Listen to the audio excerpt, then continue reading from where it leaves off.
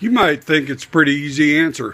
Which one of these more likely to be dead? The people riding on the train like crazy people, or the girl on the right in the mass transit with a mask?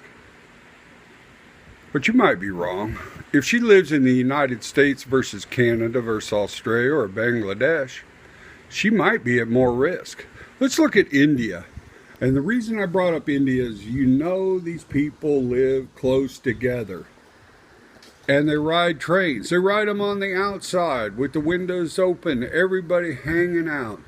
They do mass transit everywhere, very few cars. But look at the U.S. at the top.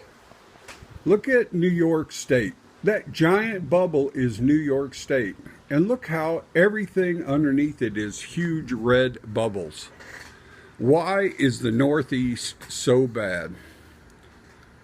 New York City, almost 7,000 dead. And if you look at the counties around it,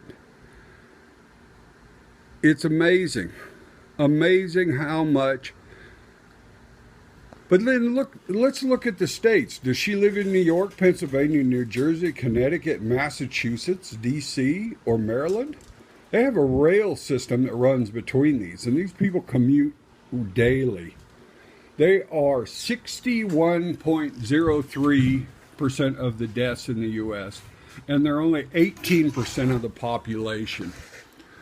It's not because they're densely living together.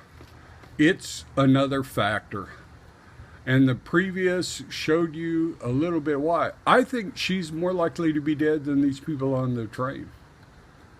And here's how it's happening. This is somebody's commercial picture about virus being spread by air conditioning. You have to know a little bit about air conditioning, and I happen to be the guy to teach you. So in a home, we try to turn the air every 12 minutes. Commercially, we try to turn it every 6 minutes. So it's twice the velocity of air coming out of this duct. When you get to a vehicle, it's 2 to 3 minutes. The air, you feel it moving most of the time if you don't have a jacket on. But the 6-foot spacing is absolutely ineffective in a bus or a train. And you think, okay, so they can just spray it. No, the next person that walks in with this virus, breathing it out or on their jacket or whatever, it's airborne again. But the buses are open. So our little lady, who's most likely dead by now, gets on. She's clean. She's got her mask. But here comes the air conditioning, showering her with COVID-19 and other viruses. Before long, she's got it on her eyebrows, her hair, her jacket, her shoes, her pants, her hands. Does she know all that's contaminated? No. So, guess which one of these is closed and which one's more likely to cause you to die? The church is closed. They got slow turning air. You don't feel the air conditioner running in your church. You just know the air's comfortable. Somebody gets there an hour ahead of time and turns the air on.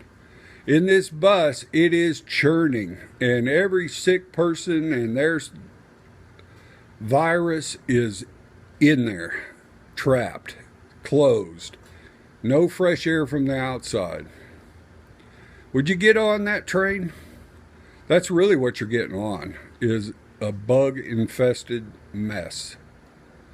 This is what you should wear if you're going to get on mass transit in the Northeast right now.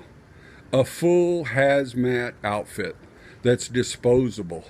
They probably take it off for each other so they don't contaminate themselves with it on the outer layer. This air could be treated in these buses.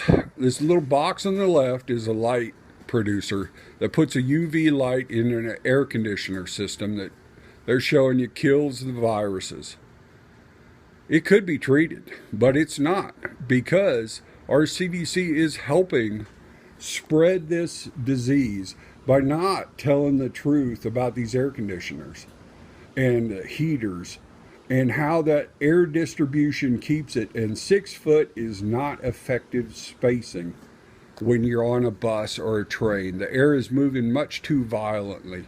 Every time these people get on their mass transit that's still running in the Northeast, they're getting coated with coronavirus. Thank you.